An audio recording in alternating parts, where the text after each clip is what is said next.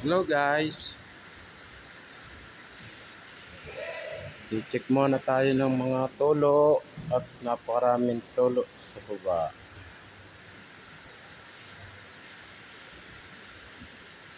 Lakas ng ulan.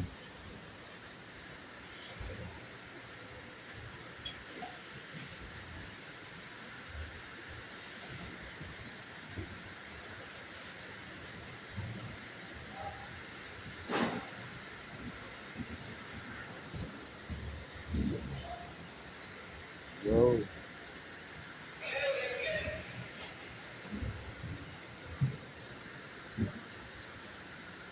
dito malakas ang tulo.